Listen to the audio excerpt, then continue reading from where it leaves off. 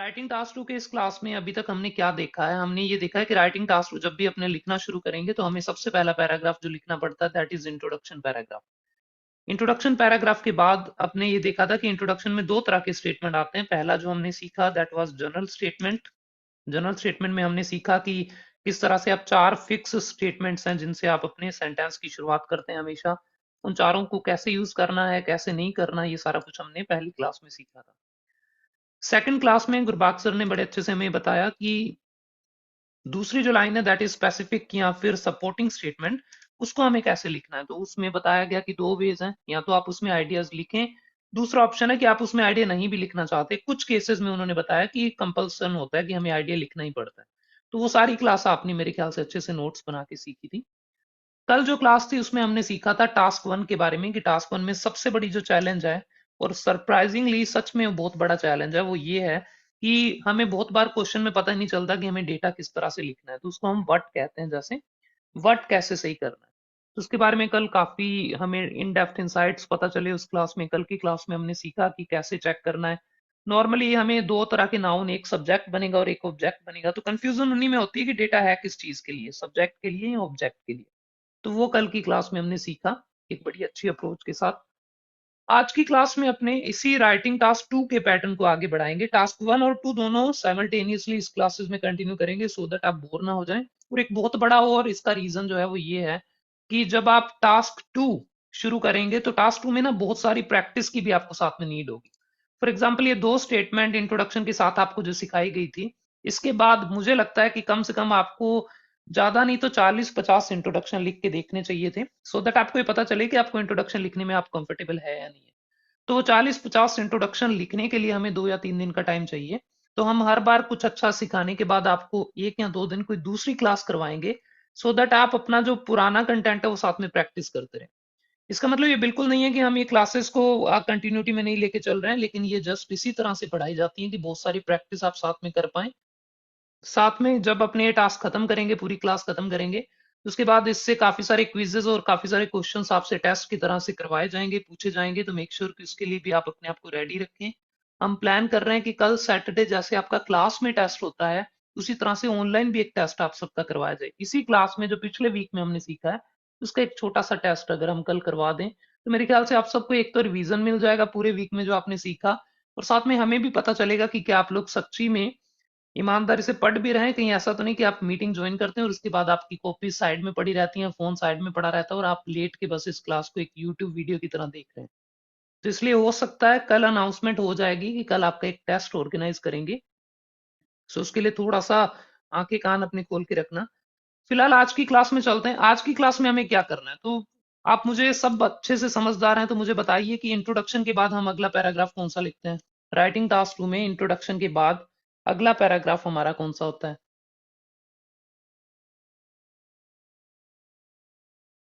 तो मेरे ख्याल से आप सब समझदार हैं। जी बिल्कुल करेक्ट आंसर आने लगे, BP one, body paragraph one.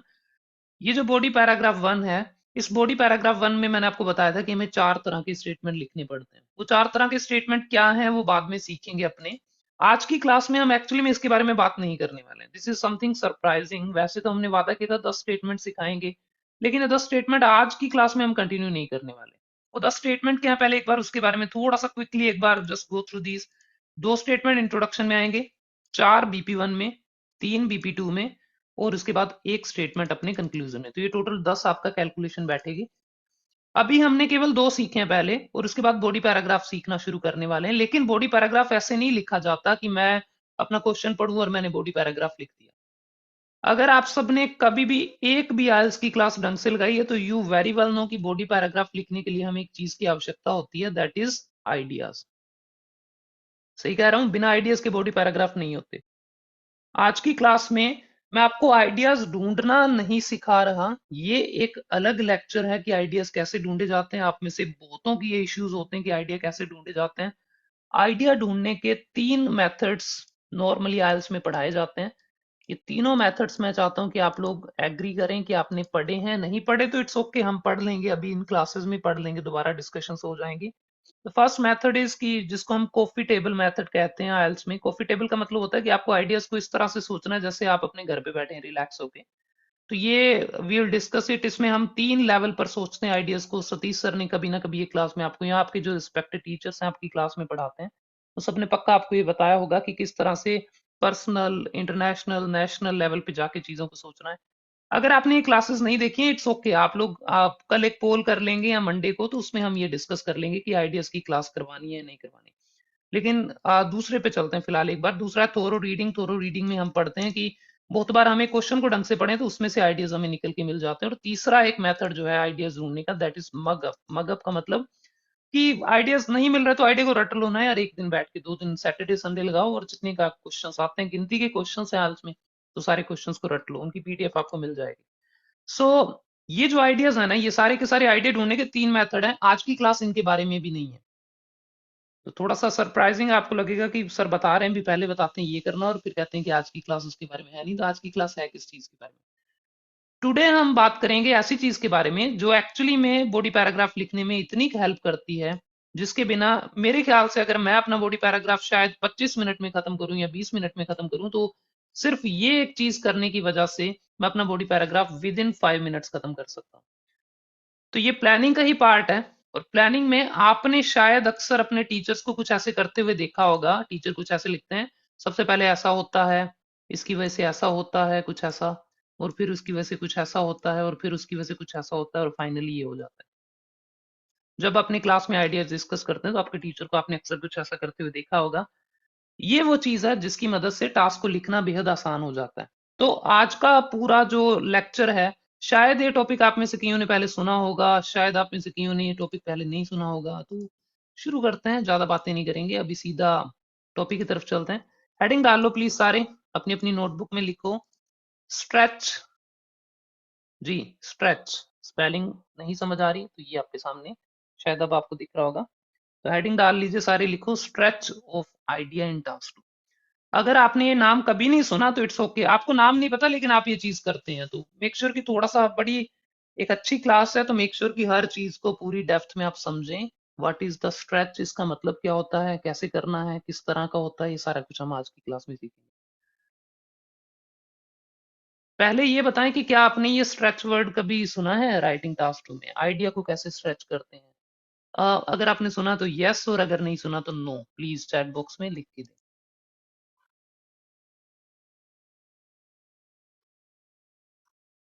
कुछ यस आ रहे हैं, कुछ नो आ रहे हैं, बहुत कम यस आ रहे हैं, बहुत कम नो आ रहे हैं। चलिए, नो ही है mostly. It means to illustrate the idea and extend the main idea. नहीं गुरप्रीत, मैं टास्क लिखने की बात नहीं कर रहा, मैं प्लानिंग की बात कर रहा हूँ। लाइक इलेबोरेट नहीं, क्वेश्चन पूछे जा रहे हैं, अच्छी बात है, questioning is the best way to learn, but अभी एक बार अपने क्वेश्चन से बाहर निकलते हैं। मैं पहले बात करता हूँ स्ट्रेच, आपको अभी सिखाऊंगा, थोड़ा ध्यान से समझना। आइडिया को स्ट्रेच करने का मतलब क्या है, मकसद क्या है, सब अपने सीखेंगे। पहले आज की क्लास के जो मेन मेन एजेंडा है उनके बारे में बात करते हैं। सबसे पहले अपने ये बात करेंगे स्ट्रेच आखिरकार होता क्या है। दूसरा बात करेंगे, 2 तरह का स्ट्रेच होता है, एक होता है इंटरनल, दूसरा एक्सटर्नल। ये ज्यादा टेंशन नहीं लेना, बस आज की क्लास अभी विद इन, ज्यादा लंबी क्लास भी नहीं है, 30-35 मिनट में सारी क्लास खत्म है, और ये 35-40 मिनट में ये कंसेप्ट हमें सीखना पड़ेगा। इसी के बेसिस पे टास्क 1 लिखना है, इसी के बेसिस पे टास्क 2 की वो 3 लाइनें लिखनी है। तो मेक श्योर कि आप ये स्ट्रेच पार्ट अच्छे से सीखें। इसके बाद कुछ एग्जाम्पल करेंगे, कुछ प्रैक्टिस करेंगे। मेरी क्लास में हमेशा एग्जाम्पल्स होते हैं बहुत सारे, और बहुत सारी प्रैक्टिस भी होती है। लास्ट में हम समरी करके अपने अपने घर घर तो बैठे या सो जाएंगे उसके बाद अपने। पहले बात करते हैं कि स्ट्रेच आखिरकार होता क्या है। तो स्ट्रेच की जो डेफिनेशन है वो डेफिनेशन आपके सामने यहाँ पे लिखी हुई है। देखो खेल क्या है, in writing task 2 IDP asked students to present their argument in such a way, in such a ways, such a नहीं आना था, in such ways that they are logically organised and easy to follow. IDP आपसे ये दरकार करती है, आपसे demand करती है कि आप अपने आइडियाज को इस तरह से लिखो कि वो लॉजिकली ऑर्गेनाइज्ड है, और दूसरा उनको फॉलो करना आसान है।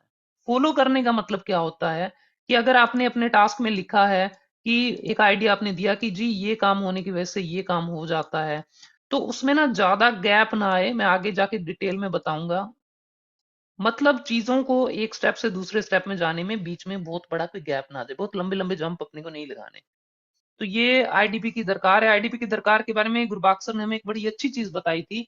आपने शायद याद होगा, गुरबाक्स सर ने एक ऑनलाइन आईडीपी का एक पेज बताया था, 8 स्टेप्स या something like that to score 8, है ना, इन राइटिंग। तो वो पेज से ही मैंने कुछ स्क्रीनशॉट भी लिए इस क्लास के लिए, तो मेक श्योर कि आप भी वो देखना। आगे पढ़ते हैं। This means that we have to break down the ideas into smaller chunks. इसका मतलब ये हुआ कि हमें अपने राइटिंग टास्क के जो बड़े बड़े आइडियाज हैं उनको स्मॉलर छोटे छोटे चंक्स में हमें उन आइडियाज को तोड़ना पड़ता है। दिस फ्रेगमेंटेशन ऑफ आइडियाज को व्हाट वी कॉल स्ट्रेच। ये जो आइडिया को आपने तोड़ दिया उसको हम क्या कहते हैं, स्ट्रेच कहते हैं। तो अभी भी नहीं समझ आया तो जैसे एग्जांपल आएगा तो तुरंत हम समझ आएंगे। फिलहाल एक बार आईडीपी क्या कहती है, ये आईडीपी की उसी वेबसाइट से जो गुरबाग सर ने दिखाया था उसी वेबसाइट का एक स्क्रीनशॉट है मेरे पास। इसमें जब कोहेरेंस वाले पेज पे जाएंगे तो वहां पे लिखा make sure your ideas are logical and easy to follow. Easy to follow का मतलब कि एक बड़ी अच्छी लाइन मैं चाहता हूं आप सब समझें प्लीज सारे। कुछ समय पहले एक ट्रेनिंग में बड़ा एक अच्छी चीज जो हमें सुनने को मिली, मैं चाहता हूं आप सब भी इस चीज को ध्यान से समझें।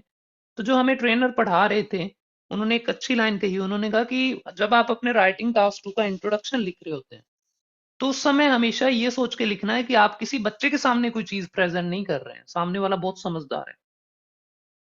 ये चीज को मैं लिंक करूंगा गुरबाग सर की क्लास के साथ। उन्होंने हमें एक लेसन बताया था कि हमें कभी भी जो पुराना नॉलेज है वो नॉलेज इसमें नहीं देना होता। या जैसे मान लो आजकल आप क्वेश्चन आया कि आजकल बच्चे ऑनलाइन क्लासेस अटेंड कर रहे हैं बहुत ज्यादा, तो व्हाट आर द एडवांटेजेस। अब कई बच्चे क्या करते हैं, वो ऑनलाइन क्लास के बारे में ज्ञान बांटने लग जाते हैं। उनको ये लगता है कि शायद पढ़ने वाले को पता ही नहीं होगा कि ऑनलाइन क्लास क्या होती है। तो वो कुछ ऐसे शुरू करते हैं कि ऑनलाइन क्लास में आजकल इंटरनेट और लैपटॉप की मदद से बच्चे घर में बैठ के पढ़ रहे हैं, यूनिवर्सिटी नहीं जाते हैं। तो ये ना उसको पता है। रिमेंबर कि हमारे एग्जामिनर ने ये कहा कि राइटिंग टास्क के इंट्रोडक्शन में कभी भी अपने जो टास्क जो आपको चेक करने वाला है उसको बच्चा मत समझना, उसको सब पता है। लेकिन राइटिंग टास्क के बॉडी पैराग्राफ में उसको हमेशा एक बच्चे की तरह से ट्रीट करना है।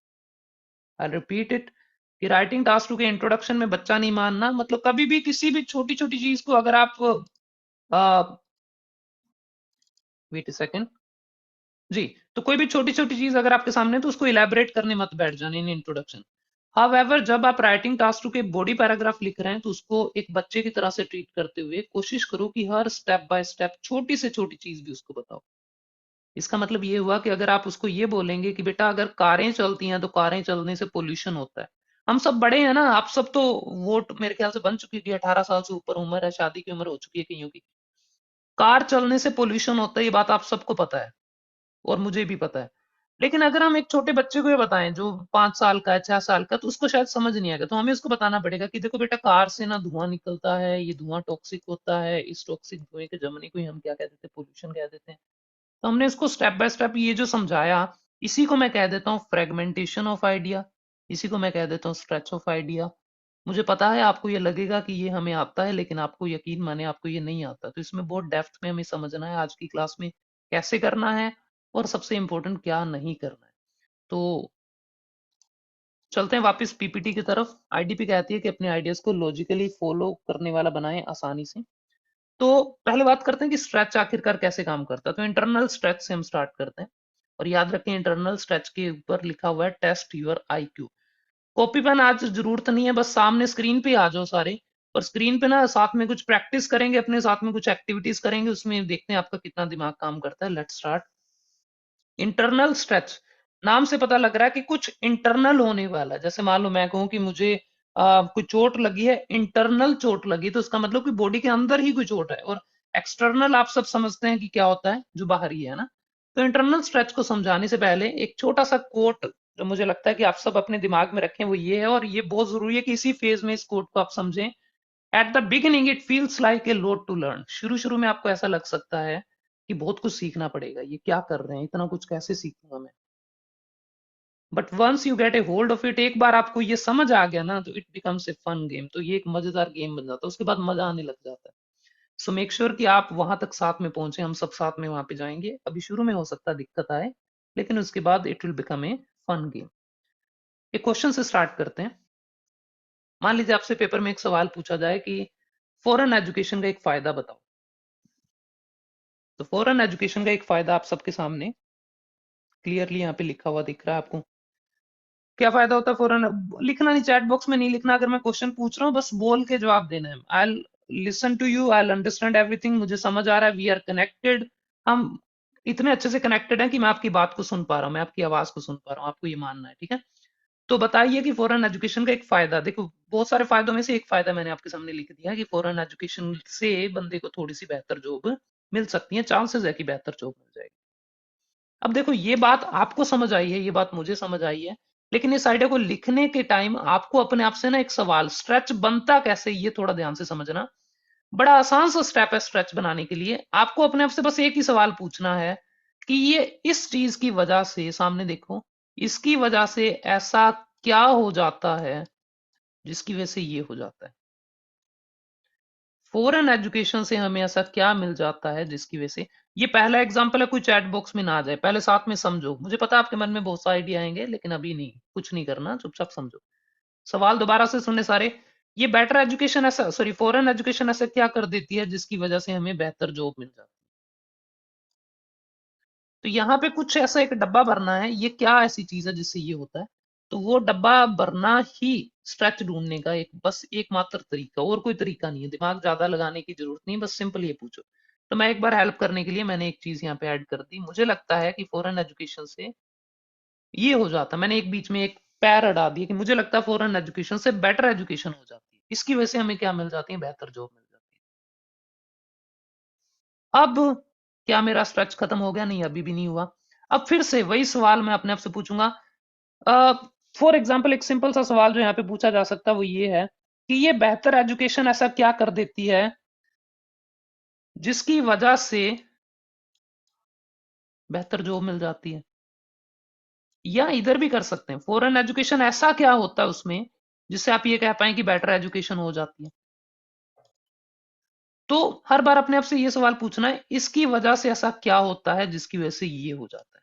तो जब आप अपने आप से फ्री माइंड, अभी देखो क्वेश्चन में मैं पढ़ा रहा हूं तो शायद आपका दिमाग उतना अच्छे से काम नहीं करेगा, लेकिन जब आप पेपर में बैठे हैं तो फ्री रिलैक्स माइंड से आपको ये सोचना है। मैं अभी आपको समय दे रहा हूँ, ठीक है, डीप ब्रेथ, और अपने आप ये सोचें कि बेहतर एजुकेशन मिलने से ऐसा क्या हमारे अंदर कुछ ऐसा, हमारे सींग उगाते हैं या हमारे कपड़े अच्छे हो जाते हैं, क्या हो जाता है जिससे हमें बेहतर जॉब मिलती है।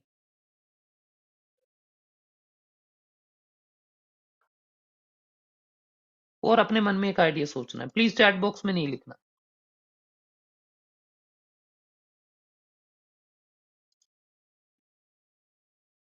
जी, चलिए कंटिन्यू करते हैं। सो मुझे लगता है कि बेटर एजुकेशन से ना ये हो जाता है, एक नया वर्ड और आगे, कि बेटर एजुकेशन से थोड़ी सी हमारी कॉम्पिटेंसी बढ़ जाती है। कॉम्पिटेंसी का मतलब हम ज्यादा लायक हो जाते हैं, आप ऐसा समझ लें, हम ज्यादा कॉम्पिटेंट हो जाते हैं, चीजों के लायक हो जाते हैं, बेहतर हमारे अंदर। अच्छा, बेहतर एजुकेशन से लायक होने का मतलब क्या हो गया, कि लायक कैसे हो सकता है कोई इंसान, ये अगर पूछा जाए तो बेहतर एजुकेशन ऐसा क्या कर देती है कि लोग जो हैं लायक हो जाते हैं। तो फिर वही बात है, जो क्वेश्चन मैंने पहले पूछा था, आप किसी भी स्टेप के लिए पूछ लें, फॉरेन एजुकेशन में ऐसा क्या होता है कि बेहतर एजुकेशन। अब देखो कईयों के मन में यहाँ पे एक बात आ जाएगी कि फॉरेन एजुकेशन में ना हमें प्रैक्टिकल नॉलेज ज्यादा मिलता है, इस वजह से वहां पे बेहतर एजुकेशन होता है। तो यहाँ पे एक और स्ट्रेच बन गया कि यहाँ पे प्रैक्टिकल एजुकेशन है, उससे बेटर एजुकेशन, उससे हायर कॉम्पिटेंसी, और उससे बेटर जॉब्स। लेकिन किसी भी जगह पर आप अपने आप से ये सवाल पूछेंगे कि ये पिछले स्टेप की वजह से ऐसा क्या हो जाता है कि अगला स्टेप हो जाता है, तो वहां पे शायद एक मौका होता है कि बीच में एक स्टेप हो रहा है, जैसे यहाँ पे आ रहा है। मैंने कहा कि फॉरेन एजुकेशन क्या करती है, हमें बेहतर एजुकेशन दे देती है, और बेहतर एजुकेशन से हमारे अच्छे अंदर अच्छे स्किल आ जाते हैं, जॉब ओरिएंटेड स्किल आ जाते हैं, उन स्किल की वजह से हमारी कॉम्पिटेंसी बढ़ती है, मतलब हम कंपटीशन से बेहतर हो जाते हैं, ये कह लें, और इससे हमारे चांसेस हैं कि हमें बेहतर जॉब्स मिल जाती हैं। मैं एक बार दोबारा से मैं चाहता हूँ आप सब पूरा फॉलो करें इस पूरे पैटर्न को, क्या चल रहा है, कैसे चल रहा है। सबसे पहले फॉरेन एजुकेशन हमें बेहतर जॉब की तरफ लेके जाती है, लेकिन बेहतर जॉब की तरफ ले जाने के लिए बीच में एक कदम चाहिए ना, जिससे हम टास्क लिख पाएंगे, जिससे हमारा टास्क बन पाएगा, पैराग्राफ बन पाएगा। तो वो एक कदम है बेटर एजुकेशन। मेरी बात को एक गौर से सुनना प्लीज, इस चीज का चाहे नोट बना लो चाहे ध्यान से समझो। एक टास्क लिखने के लिए ना आपको एक्चुअली में एक ही स्टेप बहुत है। जैसे यहाँ पे देखो, ये यहाँ पे बीच में एक स्टेप आ गया, और उसके बाद ये आगे मेन हमारा कंक्लूजन तक पहुंच गया, मतलब जो फाइनल हमारा आइडिया उस तक पहुंच गए। तो ये एक step is more than enough, एक स्टेप से आपका टास्क लिखा जाएगा, लेकिन फिर भी ट्राई करते रहना कि दूसरा स्टेप मिल जाए, दो मिल जाए तो और बेहतर है, तीन मिल गए तो अब आपके पास पावर है। अब आप खुद अपने हिसाब से डिसाइड कर सकते हैं कि टास्क को बड़ा लिखना है कि छोटा लिखना है, कि वोकैब अच्छी डालनी है कि ग्रामर कैसी लिखनी है, सब कुछ आपके पास आ जाएगा। तो ये स्ट्रेच ढूंढना इसलिए जरूरी है।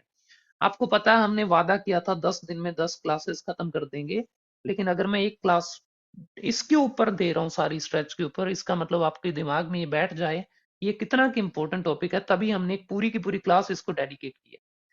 तो मेक श्योर कि आप भी इस चीज को समझें।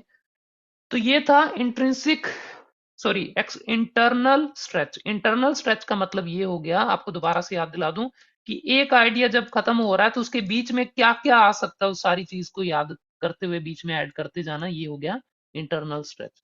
इसके बहुत सारी प्रैक्टिस आप और भी करने वाले हैं इंटरनल स्ट्रेच की, लेकिन मेन बात ये है, आपको बस इतना ध्यान रखना है कि अपने आप से सवाल पूछना है, इसकी वजह से ऐसा क्या हो जाता है जिससे ये हो जाता है। अगेन सब फेज में पूछते जाएं अपने आप से और आपको मिल जाएगा अपना जवाब। तो बीच बीच में एक एक लाइन आपको हर जगह पे ऐड करते रहना। सो ये था आपका इंटरनल स्ट्रेच। खत्म नहीं हुआ है इंटरनल, एक बार मैं दोनों को ही ना आपके सामने एग्जाम्पलीफाई कर रहा हूँ। अभी मैंने पढ़ाना एक्चुअली में सिखाना शुरू नहीं किया, मैं जस्ट आपको एग्जाम्पल देके बता रहा हूँ कि क्या क्या एग्जाम्पल्स हैं। तो ये जो आपने अभी पढ़ा ये था आपका इंटरनल स्ट्रेच। थोड़ा सा बात करते हैं एक्सटर्नल स्ट्रेच के बारे में। एक्सटर्नल स्ट्रेच का मतलब ये होता है कि मान लीजिए आपने ये आइडिया जो अभी लिखा, इस आइडिया को एक बार दोबारा से देखें। आपने ये सोच के बैठे थे कि फॉरेन एजुकेशन की वजह से हमें क्या मिल जाती है, बेहतर जॉब मिल जाती है। ये आइडिया बिल्कुल ठीक है, इसमें कोई दिक्कत नहीं है। लेकिन एक बार एक काम और करना, एक कदम और आगे बढ़ा के देखो कि क्या ये जो आपका एक्सटर्नल स्ट्रेच, सॉरी, ये जो आपका लास्ट आइडिया है जहां पे बात आपने खत्म की है ले जाके, क्या ये बात उससे भी थोड़ी आगे जा सकती है क्या?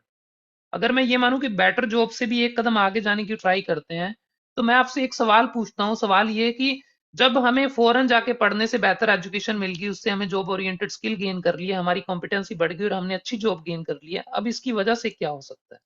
What do you think? Job अच्छी लगी, अब क्या होगा? मैं चाहता हूं अब आप चैट बॉक्स यूज करें और मुझे जवाब दें।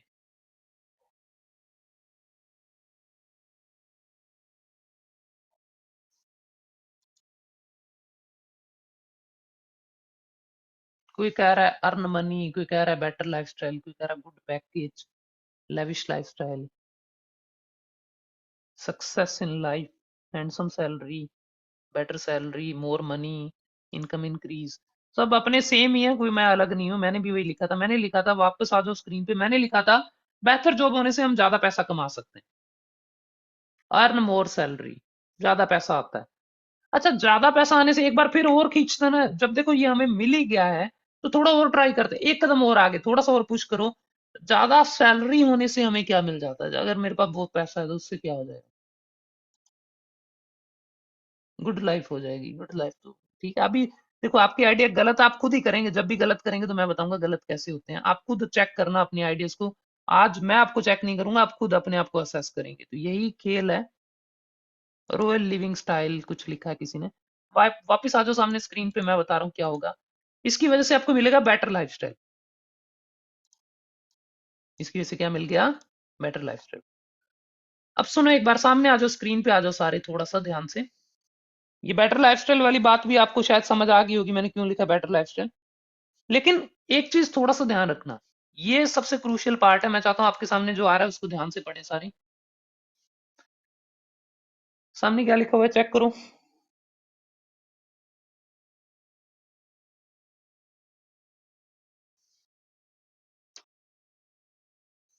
This is the test of your common sense, ये आपके कॉमन सेंस का टेस्ट है। एक बार ये तलवार आपके हाथ में आ गई, एक बार आपको ये समझ आया कि आइडियाज को कैसे स्ट्रेच करते हैं, तो आप अपने आइडिया में आगे से आगे देखो। इंटरनल वाला तो शायद दो तीन स्टेप बना पाएंगे, लेकिन एक्सटर्नल तो हर चीज का, दुनिया में कोई भी काम होता है, आपने वो रूल सुना है कि every action has an equal reaction. कोई भी काम होगा उसके बदले में कुछ ना कुछ काम तो हो गई। तो ये तो भैया एक ऐसा चैन बन गया जो कभी खत्म ही नहीं होने वाला, ये तो हमें मतलब पूरी एक साइकिल बन गया जो कभी टूटेगा ही नहीं। तो दैट इज वाई हमें ना एक एक जगह पे आके हमें ये सोचना पड़ेगा कि हमारा कॉमन सेंस हमें क्या कहता है। While doing external stretch you should keep in mind that there is always a limit to do it, एक लिमिट है इसकी। The general idea to check for the limit is to check whether a sentence sounds sensible और नॉट। मैं ये बात समझाता हूँ सेंसिबल क्या होता है, ये थोड़ा सा समझते हैं, एक एग्जाम्पल से समझते हैं। प्लीज सामने आ जाओ सारे। देखो, हमें एक बच्चे को समझाना है, तो बच्चे को समझाने के लिए एक बच्चे का एग्जाम्पल मैंने आपके सामने लिया। मैंने जैसा आपको बताया था कि क्लास में, आज की क्लास के लिए कम से कम आपको ज्यादा नोटबुक की जरूरत नहीं पड़ेगी। मैं एक छोटे से बच्चों वाले एग्जाम्पल से आपको समझाता हूँ। मान लो मेरे घर में एक बच्चा खेल रहा है, या सतीश सर अभी क्लास में है, हम अक्सर सर के घर पे जाते हैं, तो दो बेटे हैं सर के, जीनियस सचदेवा, मनन सचदेवा, वो अक्सर घर में खेल रहे होते हैं, वो इधर उधर भाग रहे होते हैं। और ये लाइन मैंने बहुत बार सर के मुंह से सुनी है, सतीश सर इस क्लास में है, मेरे ख्याल से एग्री करेंगे। सर कह रहे हैं कि बेटा भाग मत, चोट लग जाएगी। ये बात तो शायद आप लोगों ने भी बहुत बार सुनी होगी, घर में बच्चे हैं जिनके। अब मैं इस चीज को थोड़ा सा इंट्रिंसिक लेके चलता हूँ। इंट्रिंसिक मतलब इंटरनल, ये वर्ड थोड़ा मैं इंटरचेंजेबली यूज करूंगा। इंटरनल स्ट्रेच करते हैं इसको। भागने से ऐसा क्या हो जाएगा जिससे चोट लग जाएगी? क्या आप लोग मुझे बता सकते हैं कि भागने से ऐसा क्या होता होगा जिससे चोट लगती होगी? गिर सकते हैं, बहुत अच्छी बात है, देखो कितने अच्छे से सुन रहे हैं सारे। भागने से फॉल हो सकता है, बच्चा गिरेगा, लेकिन मैं एक स्टेप और नीचे, मैं अलग तरह से सोचता हूँ। मैंने कहा कि भागने से ना शायद तेरा पैर जो है वो फिसल जाएगा, उससे तुझे चोट लग जाएगी। पैर फिसलने से क्या हो सकता है? आप गिर जाएंगे, और गिर जाने से बेटा तुझे क्या हो जाएगा? चोट लग जाएगी। अब देखो, आप लोग चाहे तो शायद आप लोग ऐसे आए होंगे, भागने से गिर जाएगा, गिरने से चोट लगेगी, फिर आप अपने आप से पूछना भागने से ऐसा क्या हो जाएगा कि बच्चा गिर जाएगा? गिरना तो खड़े खड़े भी गिर सकता है, भागने से क्यों गिरेगा? तो भागने से फिसलने के चांसेस ज्यादा है। तो ऐसे आपको इंट्रेंसिक, सॉरी, इंटरनल या इंट्रिंसिक, मेरे मुंह से बार बार ये इंटरचेंजेबली हो रहा है, बट इट्स ओके, कोई बात नहीं, आप समझो। आपको ये आइडिया समझ आ गया मैंने क्या किया अभी तक? कि मैंने एक एक करके इसकी वजह से ऐसा क्या होगा जिसकी वजह से ये होगा, ये सवाल अपने आप से पूछा, और मेरे पास ये स्ट्रेच यहां तक आ गया। अब एक बार इसको थोड़ा सा, ये इंटरनल तो हमने कर लिया, एक बार थोड़ा सा इसको लेके चलते हैं एक्सटर्नल स्ट्रेच की तरफ लेके चलते हैं। बेटा भाग मत, फिसल जाएगा, और फिसलने से तू गिर जाएगा, और गिरने से तुझे चोट लग जाएगी। चोट लगने से क्या हो जाएगा बेटा? तो चोट लगने से हमें डॉक्टर के पास जाना पड़ेगा। डॉक्टर के पास जाने से क्या हो जाएगा बेटा? मेरे पैसे खर्च होंगे। ये ऐसा सतीश सर ने वैसे कभी बोला नहीं है, बट आप समझ तो आ रहे हैं कि मैं समझ आ रहा हूँ कि इसकी वजह से ये होगा, इसकी वजह से ये, आप किस हद तक इसको लेके जा रहे हैं। अब मैं आपको बताता हूँ कि लिमिट को चेक कैसे करना है, हद को चेक कैसे करना है। ये तो आगे चलता है बेटा, पर पैसे खर्च होंगे बेटा, हम गरीब हो जाएंगे बेटा, फिर हमें घर छोड़ना पड़ेगा, 3600 बातें बन सकती हैं, लेकिन किस लिमिट तक जाना है ये हमें समझना पड़ेगा। अभी आइडियाज से भी समझेंगे, लेकिन पहले यहाँ पे समझो। देखो, आपको ये देखना है कि सेंटेंस सेंसिबल कहाँ तक रहता है। सेंसिबल का मतलब ये हुआ, मान लो मेरे सामने सतीश सर बच्चे को बोल रहे हैं कि बेटा भाग मत, फिसल जाएगा, तो ये बात मुझे बिल्कुल गले से उतर रही है, मेरी बात ये बिल्कुल समझ आ रही है। मैं बिल्कुल अनजान हूं, मैं सर को नहीं जानता, मैं पहली बार इनसे मिला हूं, लेकिन मेरे सामने सर ने बच्चे को ये बोला। सर ने मेरे सामने बच्चे को ये बोला, बेटा भाग मत, गिर जाएगा। क्या ये बात मेरे गले से उतर जाएगी, समझ आ जाएगा? ये सेंसिबल बात है ना, भाग मत बेटा, गिर जाएगा। बेटा भाग मत, चोट लग जाएगी। ये बात भी अपने को सेंसिबल लग रही है। अच्छा, मान लो सतीश सर बोले बेटा भाग मत, डॉक्टर के पास जाना पड़ेगा, सीधी इतनी बात बोले सर, तो ये कैसा लगेगा? या सबसे बड़ी बात है, मान लो सतीश सर ऐसा बोले, बेटा भाग मत, मेरे पैसे खर्च होंगे, तो मुझे लगेगा कि मतलब भागने से कैसे पैसे खर्च होते हैं, मतलब क्या होता है, किस तरह से पैसे खर्च, ये चीज समझ नहीं आ रही पहली बार पढ़ने में। ये बिल्कुल भी सेंसिबल नहीं लग रही है। आपको समझ आ रहा है मैं क्या कह रहा हूँ? ये सेंसलेस बात हो गई, ये भी सेंसलेस बात होगी। हाँ, चोट लगने तक वाली बात जो थी वो सेंसिबल थी। इसका मतलब ये हो गया कि मुझे अगर इसको स्ट्रेच करना है तो मुझे केवल कहां तक स्ट्रेच करना है? ये चोट लगने वाली बात तक, इससे आगे मैं स्ट्रेच नहीं कर सकता। मैं आपको जैसे एक और एग्जांपल देता हूँ, अपने पिछले वाले उसी एग्जांपल पे चलते हैं, जो एग्जांपल अभी हमने किया था, वापस चलते हैं उसी की तरफ। तो अभी आप लोग ये कर रहे थे, मान लो मैंने यहाँ पे आपके सामने ये आइडिया और आगे स्ट्रेच कर दिया। जब आपको बेटर लाइफस्टाइल मिल जाता है, तो तब आपको मिलती है, मेरे ख्याल से एक चीज आप सब एग्री करेंगे, तब आपको मिलती है अच्छी लड़की या फिर अच्छा लड़का। मैंने ऐसे ही बोल दिया ना, बेटर लाइफस्टाइल से रिश्ता अच्छा मिल जाता है। अच्छा रिश्ता लिख लिया, कॉमन हो जाएगा दोनों, बात ही खत्म करते हैं। अच्छा रिश्ता, अच्छी रिश्ता नहीं, अच्छा रिश्ता। शादी तो हुई नहीं होगी किसी की मेरे ख्याल से यहाँ पे, तो द पॉइंट इज अच्छा रिश्ता मिल जाएगा। अब मान लो मैं आऊं आपके सामने, और मैं आपके सामने, आप लोग सियाने, अब बच्चों की तरह से नहीं ट्रीट करना। जब ये चेक करनी है ना, लिमिट चेक करनी है, तब बच्चों की तरह से नहीं, तब बड़ों की तरह से लिमिट चेक करनी है। मैं आपके सामने बोलूं फॉरेन एजुकेशन से बेहतर एजुकेशन मिलती है, बात समझ आ रही है? बोलना है बस हाँ या ना, समझ आ रही है? Yes sir.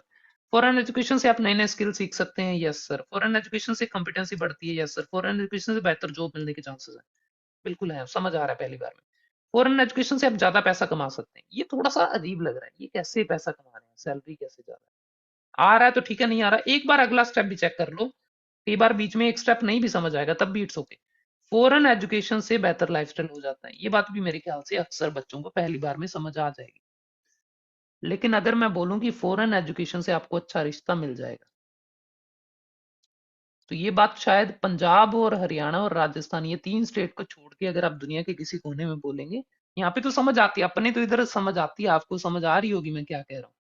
कि आप लोग फॉरेन जाएंगे तो रिश्ता आपको अच्छा मिलेगा, इसमें कोई दो राय नहीं है, और आपने सब समझ भी रहे हैं कि मैं क्या कह रहा हूँ।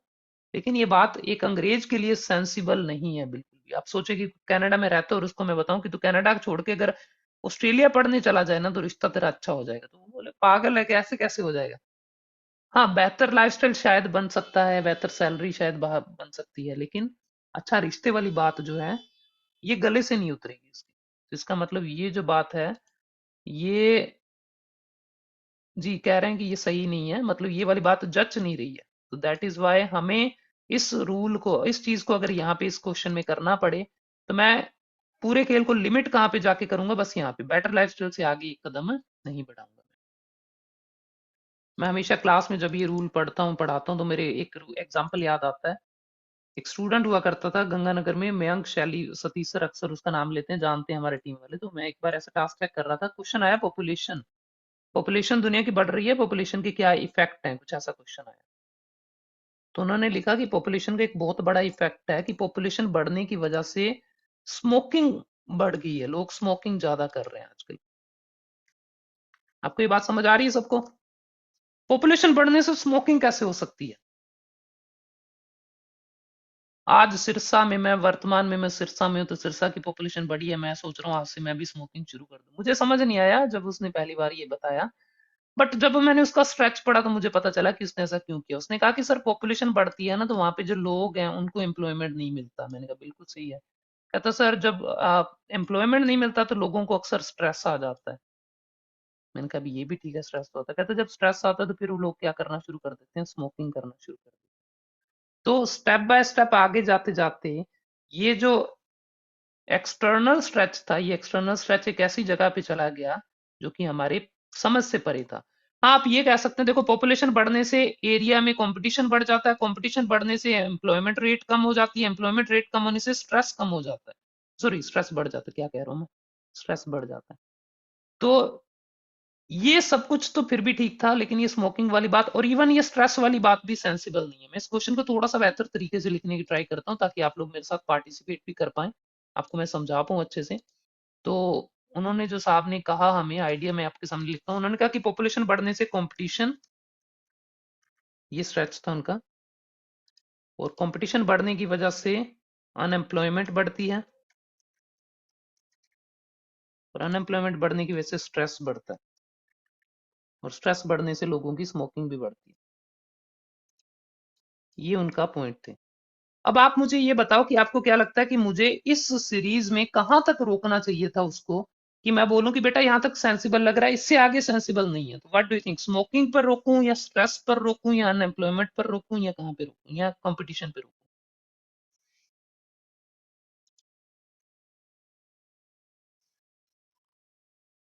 कुछ एक दो बच्चों ने कहा स्ट्रेस, बाकी मोस्टली कह रहे हैं अनएम्प्लॉयमेंट, कोई कह रहे हैं स्मोकिंग। अरे भैया, अनएम्प्लॉयमेंट, मोस्टली अनएम्प्लॉयमेंट कह रहे हैं। देखो मैं आपसे पूछता हूँ, कोई भी सुन रहा है मेरे सामने बैठा है, मैं उससे बोलता हूँ, आज मान लीजिए मैं अखबार पढ़ते पढ़ते मैंने एकदम से मुंडी ऊपर की और अखबार पढ़ते पढ़ते मैंने बोला भैया पॉपुलेशन बहुत तेजी से बढ़ रही है, मुझे लगता है मुझे स्मोकिंग शुरू करनी पड़ेगी। तो वो बोलेगा भी साले पागल है कि क्या बात कर रहा है, पॉपुलेशन का स्मोकिंग से क्या लेने देना है। अच्छा मैं बोलूं यार पॉपुलेशन बहुत तेजी से बढ़ रही है, मेरा स्ट्रेस बढ़ता जा रहा है, तो स्ट्रेस, ये बात कैसे समझ आएगी साहब? स्ट्रेस मेरा मतलब मैंने उनको खाना देना है कि मतलब सबको मैं खाना खिला के आता हूँ तो मेरा स्ट्रेस बढ़ रहा है? पॉपुलेशन बढ़ने से स्ट्रेस का कोई लेना देना नहीं है। हाँ, पॉपुलेशन बढ़ने से अनएम्प्लॉयमेंट शायद पहली बार में लोगों को समझ आ जाएगी। तो अच्छी बात ये थी कि आपको इसको यहीं पे रोकना चाहिए था, पर मैंने उसको ऐसे नहीं समझाया। मैंने उस मयंक को क्या कहा, मैंने कहा मयंक भैया आप ऐसा करो, आप और आगे लेके चलो थोड़ा। स्मोकिंग से क्या होता है, कैंसर होता है, कैंसर से क्या होती है, लोगों की डेथ होती है, डेथ से क्या होती है, पॉपुलेशन कम होती है। तो आपको अपना मेन आइडिया लिखना चाहिए कि पॉपुलेशन बढ़ने से पॉपुलेशन कम हो जाती है। तो ये तो कितना अच्छा हो जाता, मजा नहीं आ जाता? मतलब कोई सुने पहली बार में कि भैया पॉपुलेशन जब बढ़ती है तो पॉपुलेशन कम हो जाती है, कितना अच्छा लगता है सुनने में। तो ये बिल्कुल ही ऐसे स्टेटमेंट हमें कई बार दिख जाएंगे जो बिल्कुल सेंसलेस हैं, जिनका कोई सेंस नहीं बनता। हमें बस ये लिमिट ढूंढनी है और उस लिमिट तक अपने आप को रोकना है। आई होप कि आपको ये आइडिया क्लियर हो गया होगा। क्लियर है? सो अगर आप ये दो चीजें समझ चुके हैं, अभी तक मैं आपसे सिर्फ दो ही चीजों की मेरी वो है अंदाजा है कि आपको दो चीजें समझ आ गई होंगी। पहला ये कि क्या होता है इंटरनल स्ट्रेच, और ये इंटरनल स्ट्रेच कैसे करते हैं। कैसे करते हैं? अपने आप से सवाल पूछते हैं कि इसकी वजह से क्या हो जाता है जिसकी वजह से ये हो जाता है। सेकंड आया एक्सटर्नल स्ट्रेच, और एक्सटर्नल स्ट्रेच में आपको ये समझ आ गया होगा कि इसकी एक लिमिट है, आप बेहुदा तरीके से हद से आगे नहीं बढ़ सकते। ये दो चीजें आपको समझ आ गई होंगी, तो अब चलते हैं वापस अपनी पीपीटी की तरफ। और अब समय है कि कुछ क्वेश्चंस करते हैं अपने। तो अब आप लोग मेरी हेल्प करेंगे कुछ क्वेश्चंस में। मुझे सबसे पहले, जैसे पॉपुलेशन वाला ये एक इफेक्ट था, ये तो चलो हमने डिस्कस कर ही लिया कि पॉपुलेशन की क्या इफेक्ट हो सकते हैं। मैं चाहता हूँ एक क्वेश्चन ये है आपके सामने, मेरा क्वेश्चन ये है कि पार्ट टाइम जॉब अगर आप स्टडी के साथ करते हैं तो उसकी वजह से मेरा आइडिया जो है, लास्ट बात जो मैं लिखना चाहता हूँ वो ये है कि इसकी वजह से पुअर ग्रेड मिलते हैं। मैं आपसे क्या चाहता हूँ पहले ध्यान से सुन लेना, उसके बाद आपको मुझे आंसर देना है। एक तो लिखना 1 और एक आंसर में अपने लिखना 2। तो ये दो स्टेप आपको मुझे ढूंढ के बताने। जब बंदा पार्ट टाइम जॉब करता है पढ़ाई के साथ साथ, तो इससे मुझे लगता है एक नुकसान जो होता है वो ये होता है कि उसकी जो स्टडी खराब होती है, मतलब उसकी पुअर ग्रेड आती है। मैं ये कहना चाहता हूँ, ग्रेड अच्छे नहीं आते, रिजल्ट अच्छा नहीं आता। इसमें आपको क्या लगता है पार्ट टाइम काम से ऐसा क्या हो जाता है जिससे पुअर ग्रेड मिलते हैं? और फिर ये सवाल दो बार पूछ के अपने आप से, पहले चाहे ये ढूंढ लो उससे ये मिल जाएगा, फिर अपने आप से पूछना इसकी वजह से ऐसा क्या होता है कि ये हो जाए, मतलब ऐसे करके। ये स्टेप 1 और स्टेप 2 मेरे ख्याल से मैंने अच्छे से सिखा दिया आपको, तो आप ढूंढ के बताएं पार्ट टाइम काम करने से ऐसा क्या हो जाता है। पार्ट 1 वो 1 में लिखना है, फिर 2 में लिखना कि उसकी वजह से ऐसा क्या होता है जिससे पुअर ग्रेड आती है। तो लेट्स सी आप कितने अच्छे से स्ट्रेच बना पाते हैं।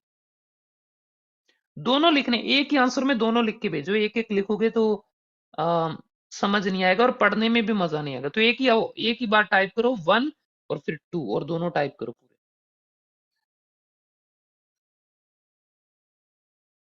बहुत अच्छा आ रहा है, टायर्ड हो जाते हैं।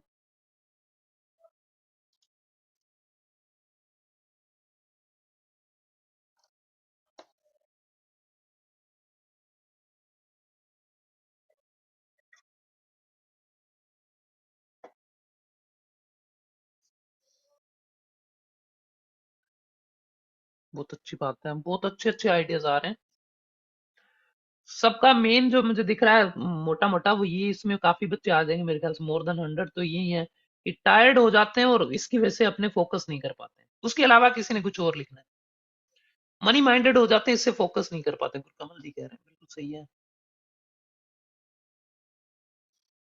बिजी शेड्यूल हो जाता है, पूरा टाइम मैनेजमेंट हो जाता है, इससे अपने पढ़ाई में ग्रेड अच्छे नहीं आते। सिमरनजीत कह रहे हैं ठीक है, जैसे मर्जी। स्ट्रेच बनाना है तो बेसिकली हमें ट्राई ये करना है कि हमारे बीच में दो स्टेप आ जाए, कहीं ना कहीं दो स्टेप। वो दो स्टेप मेरे ख्याल से, एक स्टेप ये हो सकता है पहला, पार्ट टाइम में बात करूं तो मैं पार्ट टाइम स्टडी से क्या होता है, टायर्ड हो जाते हैं अपने। तो टायर्ड होने से नहीं कर पाते, क्या नहीं कर पाते, नॉट एबल टू कंसंट्रेट, अपने कंसंट्रेट नहीं कर पाते। अच्छा, अब मैं आपसे सवाल पूछूं, पार्ट टाइम काम करने से ऐसा क्या हो जाता है कि आप थक जाते हैं? अगर आप पढ़ाई के साथ साथ पार्ट टाइम काम करते हैं तो क्या हो जाता है कि आप थक जाते हैं? तो ये आ जाता है कि बहुत ज्यादा हेक्टिक शेड्यूल हो जाता है। ऐसे लिख दूं? समझ आ रहा है मैं क्या कर रहा हूँ? बीच में एक स्टेप और डाल दी मैंने। पार्ट टाइम स्टडी और प्लस काम दोनों करने से हेक्टिक शेड्यूल, उससे आप थक जाते हैं, उससे नॉट एबल टू कंसंट्रेट पढ़ाई पर, उससे क्या हो जाते हैं, पुअर ग्रेड हो जाते हैं। अब थोड़ा सा और अगर बेहुदापन पे मुझे उतरना हो तो मैं एक स्टेप और आगे, अगर कंसंट्रेट नहीं कर पाते उससे क्या होता है कि स्टडी नहीं अच्छी हो, नंबर नहीं आते। अगर कंसंट्रेट नहीं कर पाते तो कंसेप्ट्स जो हैं वो टफ हो जाते हैं टू रिमेम्बर, याद रखना या अंडरस्टैंड करना, और इससे क्या हो जाता है, पुअर ग्रेड आते हैं। समझ आ रहा है? लेसन याद नहीं रहते, इससे पुअर ग्रेड आते हैं। तो ये मैंने क्या किया, मैंने हालांकि आपसे दो मांगे थे, आपने इनमें से कोई भी दो लिखे हैं, चार मैंने बता दिए, इनमें से कोई भी दो लिखे हैं तो दैट्स फाइन, कोई दिक्कत नहीं।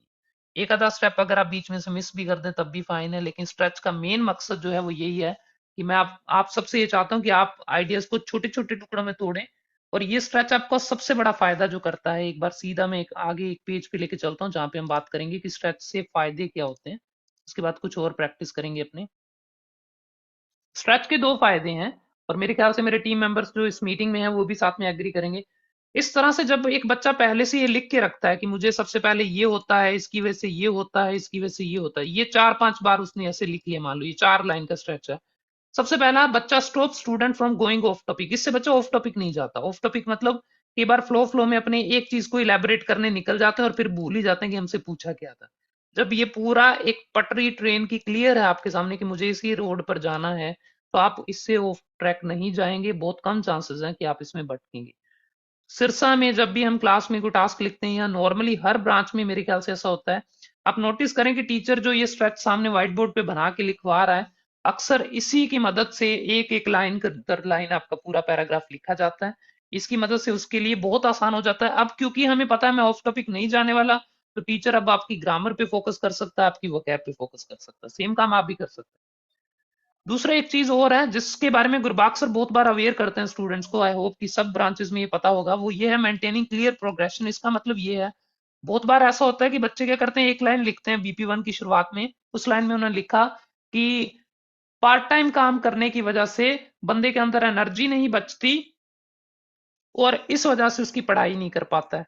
फिर दूसरी लाइन में लिखते हैं पार्ट टाइम काम करने से बंदा थक जाता है और पढ़ाई नहीं कर पाता है। फिर तीसरे में लिखते हैं पार्ट टाइम काम करने से बंदे की पढ़ाई रुक जाती है क्योंकि बंदे के पास पढ़ाई करने के लिए एनर्जी नहीं बचती। मतलब एक ही बात को आप बार बार तीन अलग अलग तरह से लिख देते हैं और आपको लगता है कि मैंने बहुत अच्छा टास्क लिखा, मैंने अच्छे से एक्सप्लेन किया, इलेबोरेट किया, लेकिन आईडीपी इस चीज को बहुत बड़ी गलती मानता है। क्या लिखा हुआ है इसको ध्यान से पढ़ें। मेंटेनिंग क्लियर प्रोग्रेशन, प्रोग्रेशन का मतलब है कि स्टेप दर स्टेप आपके आइडिया आगे से आगे बढ़ते रहने चाहिए।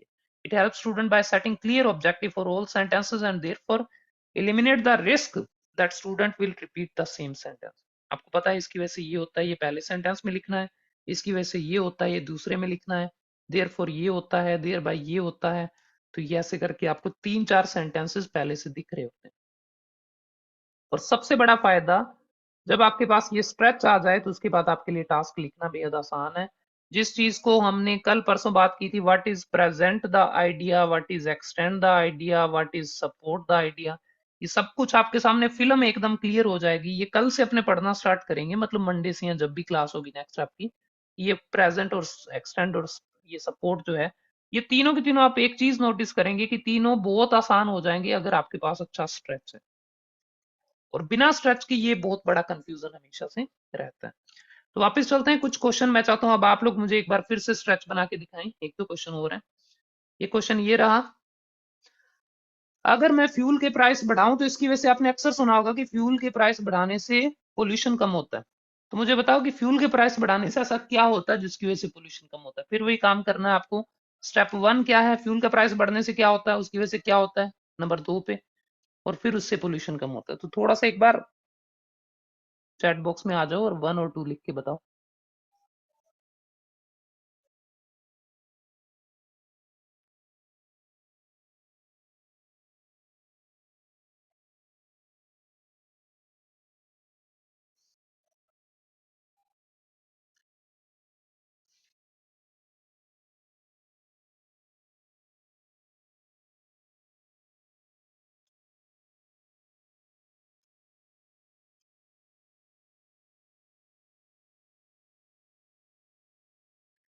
टीम मेंबर्स हैं क्या अभी सब साथ में है, प्लीज चैट बॉक्स में हाजिरी लगवा दें, मुझे थोड़ा सा ऐसा हो जाएगा कि सब साथ में अपने, कोई आप भी आइडियाज ऐड करना चाहें तो प्लीज साथ में ऐड करें।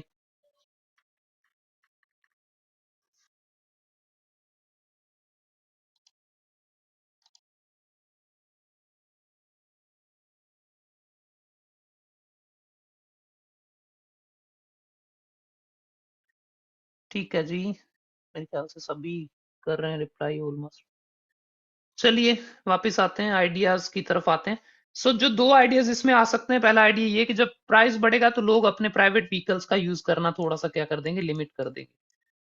इसकी वजह से क्या होगा, आप ये कह दें कि ट्रैफिक कम होगा, उससे पोल्यूशन कम होगा। या और थोड़ा सा जाना चाहें, ट्रैफिक आपको लग रहा है कि बड़ा जंप हो गया ट्रैफिक से पोल्यूशन, तो आप ऐसा लिखते हैं कि प्राइवेट व्हीकल कम होंगे तो इससे जो टॉक्सिक एमिशंस हैं वो काफी कम हो जाएंगे। टॉक्सिक एमिशन कम होंगे तो उससे क्या कम हो गया, हमारा पोल्यूशन। ठीक है। अब थोड़ा मैं और डिटेल में जाऊं, देखो मैं तो अपने वाली वो जो है कि मतलब थोड़ा डिटेल में जाना और छोटे से छोटा करके जितना आप इसको डिटेल में लेके जाएं, पेपर में इतना डिटेल में नहीं लिखना होता, बट एक बार प्रैक्टिस कर रहे हैं, मजा आ रहा है तो कर लेते हैं थोड़ा। पेट्रोल का प्राइस बढ़ाने से ऐसा क्या हो जाता है कि प्राइवेट व्हीकल का यूज कम हो जाता है, थोड़ा सा सोचो एक बार। फ्यूल का प्राइस बढ़ने से प्राइवेट व्हीकल का यूज कम क्यों हो जाता है, क्योंकि जो लोग गेड़ियां मारने वाले हैं, जो शाम में निकलते हैं सज धज के, उनको थोड़ा सा अकल आ जाती है। हालांकि फर्क तो नहीं पड़ता, पर लिखने में क्या जा रहा है, अननेसेसरी यूजेज जो है इसका वो कम हो जाएगा। इसलिए प्राइवेट व्हीकल जो है थोड़े से कम दिखेंगे सड़कों पे। अब उसकी वजह से क्या होगा, जो फ्यूम्स हैं थोड़े से वो कम हो जाएंगे, और फ्यूम कम होने से क्या कम हो गया, पोल्यूशन कम हो गया। ये स्ट्रेच है, बस यही चाहिए हमें। और मैंने आपको एक बात बताई थी, मैं दोबारा रिवाइज करवा दूं, हमें एक स्टेप चाहिए, बस ज्यादा नहीं, टेंशन मत लेना। एक मिल गया मोर देन इनफ, एक से बहुत अच्छा टास्क लिखा जाता है। दो मिल गए तो स्वर्ग हो गया, और तीन मिल गए तो फिर मतलब आपके पास एक ऑप्शन आ गया। अब आप चूजर बन चुके हैं, अब आप चूज कर सकते हैं कि किसको रखना है और किसको नहीं रखना। तो दो को रखो बस, बाकियों को निकाल दो। वो जो एक आइडिया मैंने दिया था ना बड़ा सा, जिसमें मैंने 5-7 लिखे थे, वैसा मैं नहीं करता हूँ कभी भी, उसकी नौबत भी कभी नहीं आती है। सो हमें नॉर्मली दो ही स्ट्रेच में दो स्टेप बीच में रखने हैं। जैसे मान लो ऐसा है कि ये एक साइड से दूसरी साइड आपको पहाड़ पे कूदना है, मैं हमेशा एग्जांपल देता हूँ, this is the first side and this is the second side, and you need a base air, यहाँ पे एक बेस चाहिए जिसपे आप कूद के और फिर आगे बढ़ पाए। तो वो बेस हमें एक बस बहुत है, एक से ज्यादा मिल जाए तो बहुत अच्छी बात है। एक लास्ट क्वेश्चन और करते हैं, और फिर कल की क्लास में या नेक्स्ट क्लास जब भी होगी हमारी, तो उसमें हम डिस्कस करेंगे कि इसका इस्तेमाल कैसे करना है प्रेजेंट द आइडिया में। बहुत आसान है खेल, कैसे करना है एक्सटेंड में और कैसे करना है सपोर्ट में। लास्ट क्वेश्चन है कि वर्क फ्रॉम होम से ऐसा क्या हो जाता है जिससे फैमिली बॉन्डिंग हमारी स्ट्रांग हो जाती है। थोड़ा सा अपने जो है विचार प्रकट करें सारे। What does work from home do.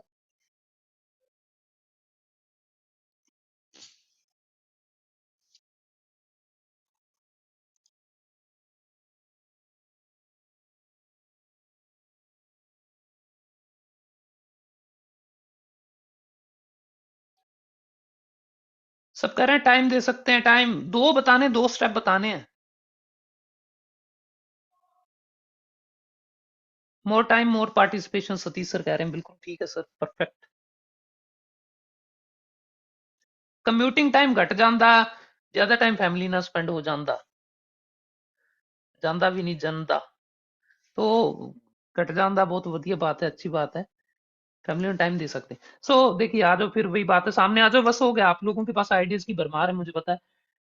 सवाल ये है कि वर्क फ्रॉम होम से ऐसा क्या हो जाता है जिससे कि बेटर बॉन्डिंग हो जाती है। वर्क फ्रॉम होम ऐसा क्या कर देता है, वर्क फ्रॉम होम हमारा समय बचाता है, सेव टाइम। समय बचेगा तो उससे फैमिली से बढ़िया हो जाएगा, नहीं नहीं सेव टाइम होगा तो मोर पार्टिसिपेशन, जैसा सतीश सर ने लिखा कि फैमिली के साथ ज्यादा बातें करेंगे, बैठेंगे तो अपने आप ही।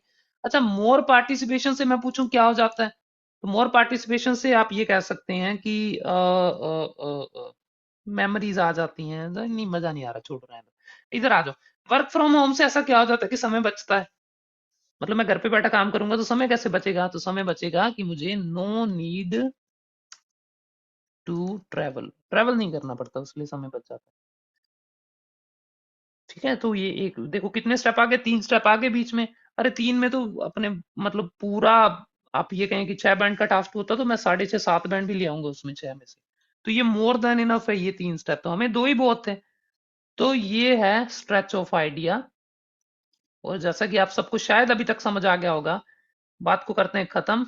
लास्ट टॉपिक जो था वो हमने अभी पढ़ा, लास्ट टॉपिक था यूज ऑफ स्ट्रेच। उसमें हमने पढ़ा कि स्ट्रेच का इस्तेमाल दो तरह से होता है, ना तो ये पटरियां सेट कर देता है, ना तो ये आपको बाहर निकलने देगा उन दोनों पटरियों से। और दूसरा स्ट्रेच का सबसे बड़ा फायदा है कि ये जो है प्रोग्रेशन क्लियर रखता है, मतलब बच्चा एक ही बात को बार बार रिपीट नहीं करता। तो ये बात बहुत बार मैंने गुरबाग सर से भी सुनी है, बहुत बार सतीश सर भी एम्फेसाइज करते हैं कि आप एक ही बात को घुमा फिरा के लिख देते हैं और आपको लगता है मैं बहुत अच्छा टास्क लिख के आऊं, तो ऐसे नहीं करना। इसके एग्जाम्पल्स हम कर सकते थे, बट मुझे पता था कि क्लास 1 घंटे की है और 1 घंटे में हम एग्जाम्पल नहीं कर पाएंगे। नेक्स्ट क्लास में करेंगे नो डाउट। मैं आपको जब बॉडी पैराग्राफ लिखवाऊंगा तो याद रखें कि मैं केवल 3 या 4 सही आंसर दूंगा, लेकिन साथ में 20 या 25 गलत आंसर भी दूंगा।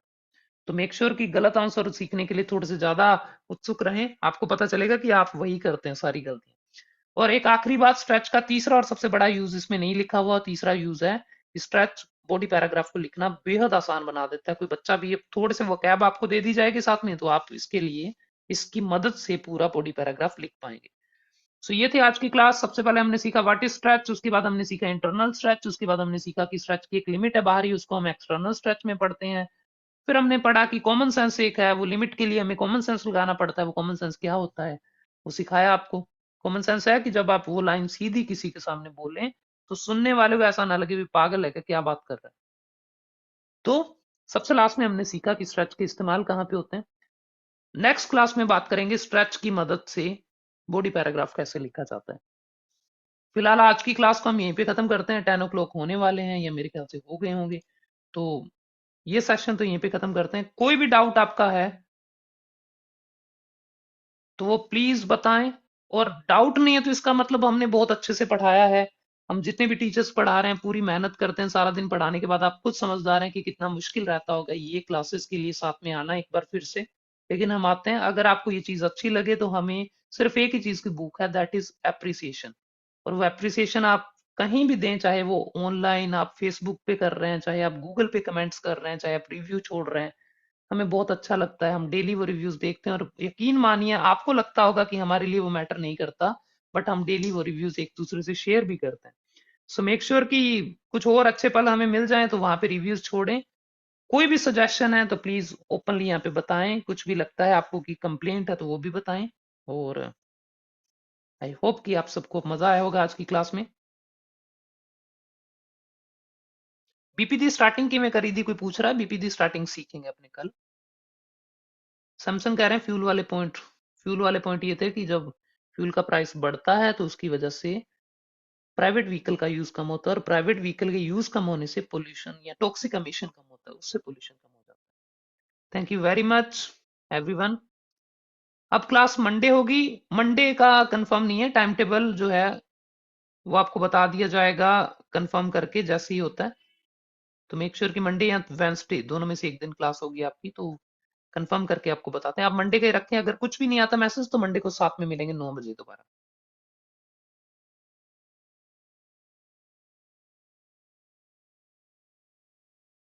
सैटरडे संडे ऑफ है, सैटरडे टेस्ट हो सकता है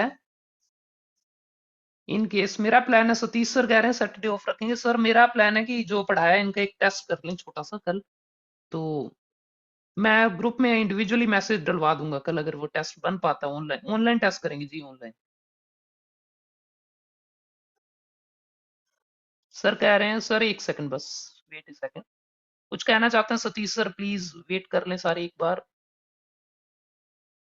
हाँ जी सर, प्लीज आप अनम्यूट करें। नहीं, इट्स ओके। कहना तो मेरे को कुछ स्पेशली नहीं है।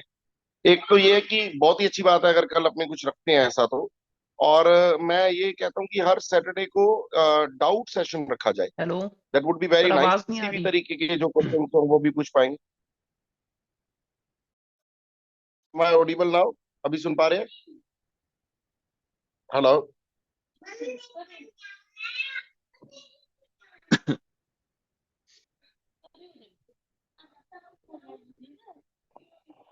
जी जी, ठीक है, okay everyone, thank you very much. खत्म करते हैं क्लास को अभी। एंड जो भी है नोटिफिकेशन ग्रुप में आते रहेंगे, प्लीज अपने फोन में चेक कर लेना। कल टेस्ट है उसका भी नोटिफिकेशन आपको मिल जाएगा, और नहीं है तब भी मिल जाएगा, ठीक है। Thank you very much and good night.